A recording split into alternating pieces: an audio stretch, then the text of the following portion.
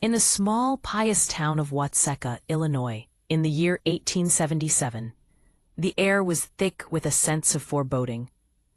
The sun hung low in the sky, casting long shadows across the quaint wooden homes and sprawling fields, where whispers of hope and dread danced together among the townsfolk. The Venom family was at their wits' end, their hearts heavy with despair as they watched their 13-year-old daughter Laurency begin to spiral into a world of torment.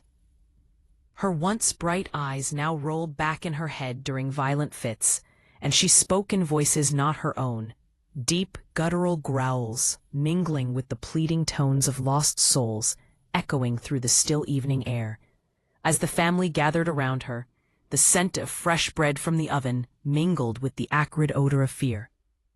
Doctors were summoned, their faces lined with concern, but they could offer no solace. They labeled her condition epilepsy, hysteria, even insanity, while the people of Watseka, familiar with campfire tales and scripture, exchanged hushed whispers of demons lurking in the shadows of the girl's mind. But then everything changed. One fateful day, Laurency fell into a trance, her body going limp as if held by invisible strings. When she awoke, she spoke of a new spirit, one that was peaceful and determined. She claimed her name was Mary Roth. The name sent a chill through the room, wrapping around the family like a cold winter's breath. Mary Roth was a girl from the town, a local spirit who had died over a decade earlier, at the tender age of 18, after suffering through similar fits and mental anguish.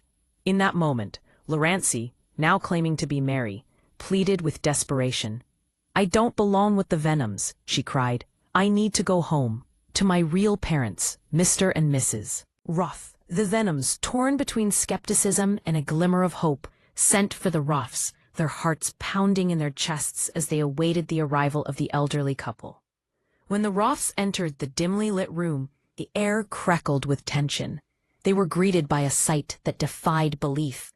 Laurency appeared before them, yet the light in her eyes, the gentle cadence of her speech, and the very way she held herself, everything felt eerily reminiscent of their long-lost daughter.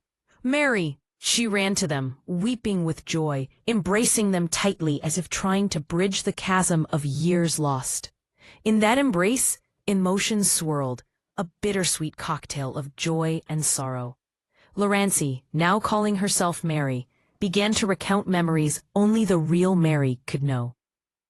She spoke of a childhood accident where she had cut her arm on a fence, of a secret hiding place for her beloved dolls, and the exact pattern of a quilt her grandmother had stitched, details that hung in the air like echoes of the past.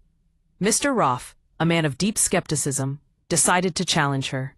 He asked her to identify a specific individual among a room full of strangers, a woman who had been a close friend of Mary's. Without hesitation, Mary walked directly to the woman, calling her by name and recounting a private conversation they had shared as girls. As the woman burst into tears, confirming every detail, the room resonated with gasps and whispers of disbelief. For 13 weeks, Laurency Venom lived as Mary Roth, enveloped in the love of the Roth family, who accepted her with open arms as their returned daughter. She adapted seamlessly to life in the Roth household, displaying manners and knowledge that felt foreign to her real self.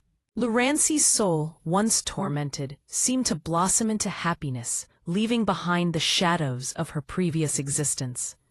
But one morning, as sunlight streamed through the window, Mary gathered the Roth family around her, her expression one of melancholy yet serene acceptance. "I must go," she said softly. "Laurency's body is needed back. My time here is over." With a heavy heart, she bade farewell, a final, painful goodbye to the parents she had miraculously found again. She lay down on the bed, closed her eyes, and drifted into a deep, tranquil sleep.